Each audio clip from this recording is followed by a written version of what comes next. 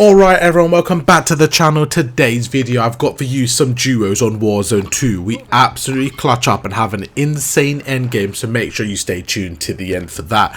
I'm going to be honest with you guys, I'm not a fan of duos on this game at all. I think it plays very ratty, extremely campy, and you know what, because of the lack of UAVs, it's just not my favourite, but we managed to pop off, we managed to get the win with some absolute incredible clutches. So let's get into it. It's going to be more of a coaching video where I go through my thoughts and my processes in the game and just give you guys a bit more of an insight to what I was thinking to get the W.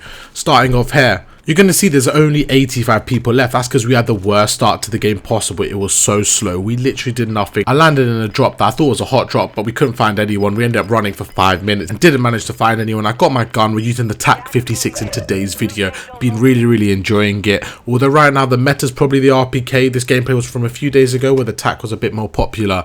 But let's break down the gameplay and get right into the gunfights. As I'm looting up, my teammate pushes ahead and he actually goes through the window, and what he does is he comms to me that there's a guy in the building. So I have two decisions to do here.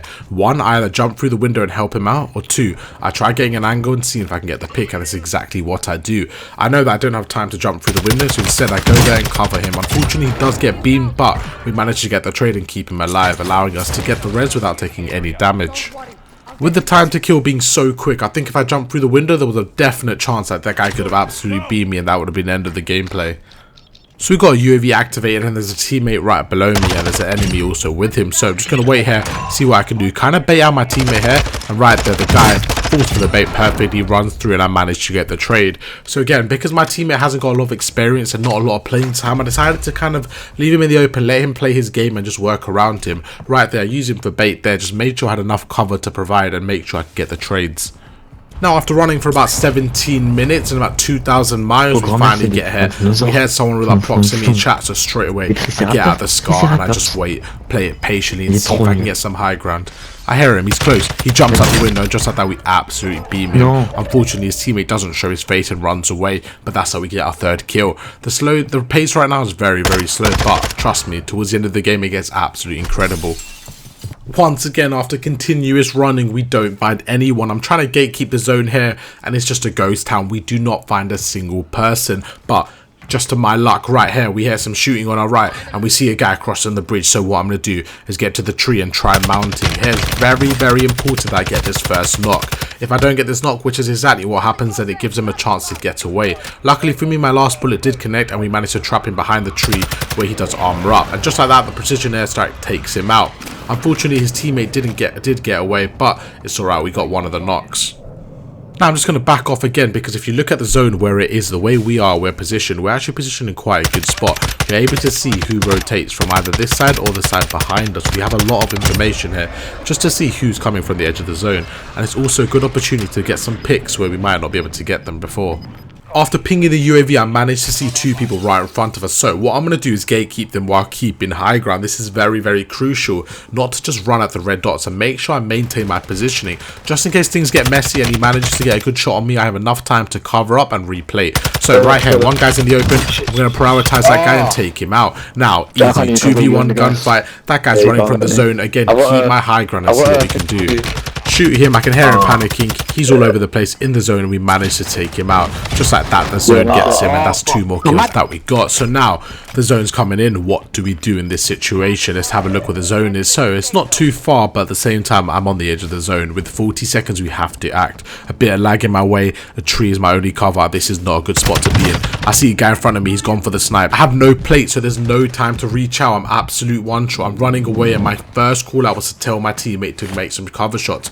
If he can get those shots off, then that's it. That's all I need to cover and make sure I get away with my life. That's exactly what happens. As I'm armoring up, another teammate on my right step, make sure I prone here and stay in cover, because remember, that sniper was just there and I'm in his line of sight. So now I have a big decision to make. What do I do? Do I go right? Do I go left? Or do I challenge? What do I do? My thought process here was that the sniper is my initial threat and also the main threat here. Because we have the wall behind us, we'll probably get away with our life, but this sniper is definitely a threat and he needs to be taken care with first.